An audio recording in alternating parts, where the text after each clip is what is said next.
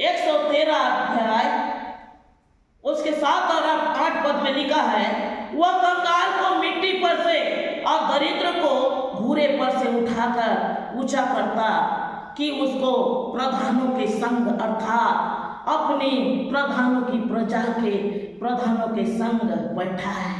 वह जो कैद में था, यूसुफ कैद में था, कैदी बन के था, उसे परमेश्वर ने देखो कैसे रास्ता खोल दिया, उसको प्रधानों के बीच में बड़े सभा में उसको बिठाला गया। ये परमेश्वर की योजना थी। कंगाल को मिट्टी पर से, दरिद्र को भूरे पर से उठाकर ऊंचा करना, वो परमेश्वर ने ऊंचा किया उसे। एक ऐसी योजना उसके ऊपर उसने बनाई, ऊंचा करने का योजना उसने बनाई और उसे प्रधानमंत्री बना दिया। वह सोच रहा था कि परमेश्वर तूने मुझे दर्शन के माध्यम से तो बोला है, ऐसे मेरे जीवन में तू करूंगा। हाँ प्रभु, आज नहीं तो कल जरूर होगा। हाँ पिता, आज नहीं तो जरूर होगा। वो अपने मन में सोच ही रहा था। परमेश्वर ने एक निश्चित समय में योजना बनाया, क्योंकि वह जानता था पिलाने वाला को उसने कहा था कि जा, पहाड़ जब जाएगा तू मेरी सुध ही लेना, राजा के पास मेरी परिचय तू बताना।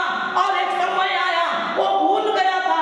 राजा ने जब सपना देखा, तमाम लोगों को उसने बुलाया और कहा, अगर मेरे प्रश्न, सपना और उसका उत्तर को नहीं बताओगे तो मैं तुम्हारे सिर को कलम कर दूंगा। तो उस समय बहुत राज्य चिंता में, निराशा में थे। पिलाने वाला ने उस समय वो चिंता के साथ में उसे याद आया।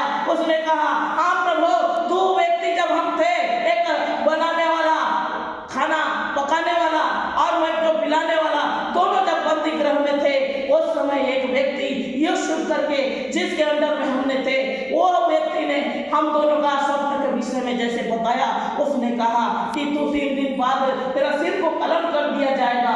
और वही हुआ। और 3 दिन बाद फिर से तू अपने कार्य ध्यान संभालेगा। और वही हुआ। वो व्यक्ति वो जेल में है, उसको आप बुलाइए, वही आपका स्वप्न का उत्तर देगा। Hallelujah, hallelujah. उनको प्रधानों के संग अर्थात अपनी प्रधानों के प्रजा, प्रधानों के संग बैठाएगा। वो कैद खाना में था, उसे प्रधानों के बीच में लाकर खड़ा किया गया, सुंदर वस्त्र पहनाकर।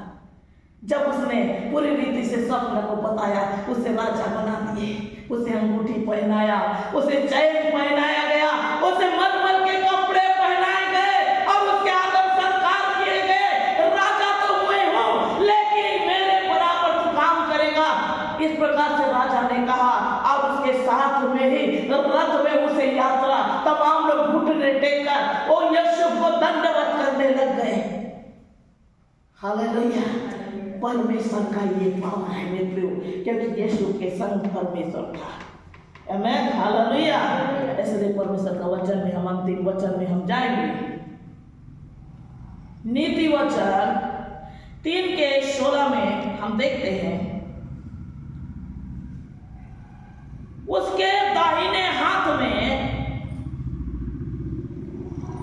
उसके दाहिने हाथ में दीर्घायु और बाएं हाथ में धन और महिमा है।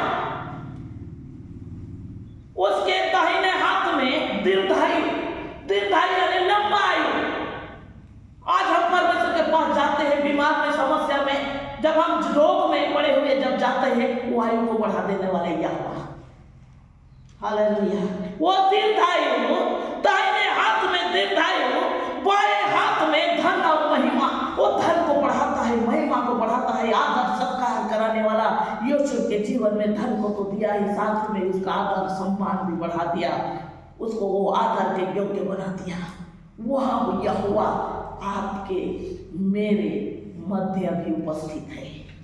Hallelujah, hallelujah.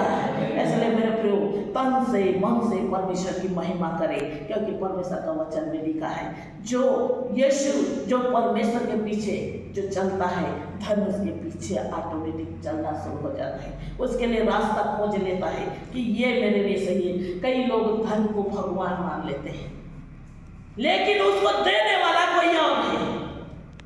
धन भगवान नहीं है, लेकिन देने वाला ईश्वर है। धन हमें देने का, योग्यता हमको बनाने का, वो परमेश्वर जब हमको योग्य बनाता है तो उसके लिए धन वो दे देता है। उसको आशीष से भर देता है। इसलिए परमेश्वर का वचन में, जैसे कि हम पहले वचन में हमने पढ़ा कि यदि तू परमेश्वर यहोवा की उपासना करे तो वह तेरे अन्न जल में आशीष को देगा।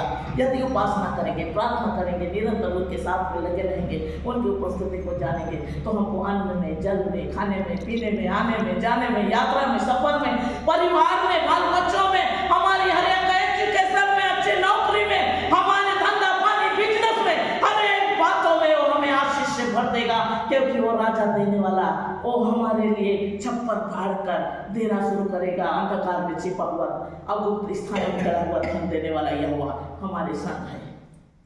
आइए ये छोटे से वचन आप सबों को बहुत ऐसे आशीष को दे। आमीन।